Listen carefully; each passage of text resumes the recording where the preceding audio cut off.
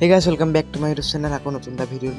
আপোনালোকে যে দেখি আছে এই মানুহজনে এতিয়া অসম ভ্ৰমণ কৰিছে বৰ্তমান, আৰু তেওঁ দিল্লীলৈ গৈছিল, কিন্তু তেওঁৰ যাত্ৰা সম্পূৰ্ণ এতিয়া চাওক বাকীখিনি। আকৌ এটা নতুন ভিডিঅ' প্ৰথমতে আপোনাৰ নামটো কওক।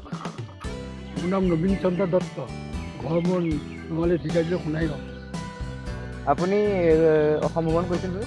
অসম ভ্ৰমণ কৰি এতিয়া কমপ্লিট হৈছে মোৰ। কিমান তাৰিখৰ পৰা আপুনি ষ্টাৰ্ট কৰিছিলে? মই 2000 চনতে আৰম্ভ কৰা, 2020 চনতে। নহয়, এই যাত্ৰাটো? এই 2020 চনৰ পৰা আৰম্ভ কৰা হৈছিলে, কিন্তু কৰোণাৰ কাৰণে বন্ধ হৈছিলে মাজে মাজে। অঁ, এতিয়া আজি খতম হৈ গৈছে। 2020 চনৰ পৰা? এতিয়া আপোনালোকে দেখিছে 2020 চনৰ পৰা আৰম্ভ কৰি পেলাই এতিয়া কৰোণাৰ কাৰণে হেৰি হ'ল, তাৰপিছত এতিয়া তেওঁ আহি পেলাই আমাৰ ঘৰ পাইছে।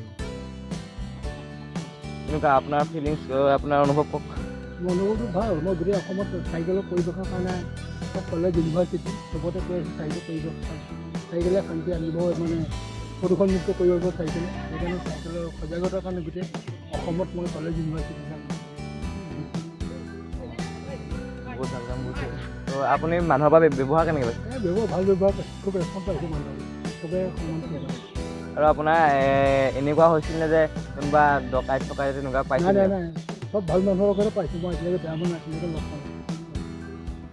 ত' আপোনালোকে এজন মানুহক দেখিলে কেনেকুৱা মনোবৃত্তি লৈ তেওঁ এই ভ্ৰমণলৈ গৈছিলে?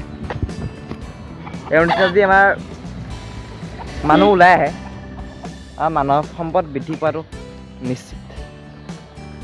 আমি মানে ইয়াৰ লগত মই সদায় পিছবেলা ফুৰিবলৈ যাওঁ। তেতিয়া আমি আহিছিলোঁ, তেতিয়া মই পালোঁ পটকৈ মানুহজন হেৰি কৰি লগ আপোনাৰ তেতিয়া ত' ভাল লাগিলে আপোনাক লগ পাই। বাই।